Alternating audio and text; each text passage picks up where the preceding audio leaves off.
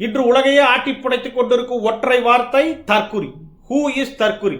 அறிவு கெட்டவன், மடப்பையன், சொந்த புத்தி இல்லாதவன், சுய புத்தி இல்லாதவன், சொல் பேச்சு கேட்காதவன், கிறுக்கு பையன் என்ற வார்த்தைகள் மருவி தற்குறி என்று வந்தது. ஆக யார் தற்குறி? எவனோ ஒருவன் எம்எல்ஏ ஆகி மந்திரியாகி சம்பாதிப்பதற்காக இவன் தெரு தெருவாக போஸ்டர் ஓட்டுகிறானே அவன் தற்குறி. எவனோ ஒருவன் கோடியில் சம்பளம் வாங்குவதற்காக ஃபர்ஸ்ட் டே ஃபர்ஸ்ட் ஷோ 2000 ரூபாய் 5000 ரூபாய் டிக்கெட் வாங்கி கொண்டு படத்தை பார்க்கிறானே அவன் தற்குறி.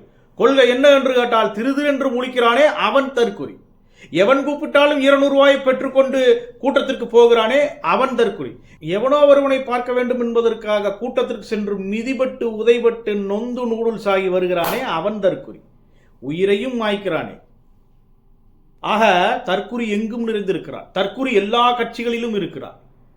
ஏன் ஓட்டு போடுகிறோம், எதற்கு ஓட்டு போடுகிறோம், யாருக்கு ஓட்டு போடுகிறோம் என்று தெரியாமல் குத்தி கொண்டு வருகிறானே அவன் தற்குறி. தற்குறி உன் வீட்டில் இருக்கிறான், வெளியில் இருக்கிறான், உன் நண்பர்கள் இருக்கிறான். தற்குறி எங்கும் இருக்கிறான்.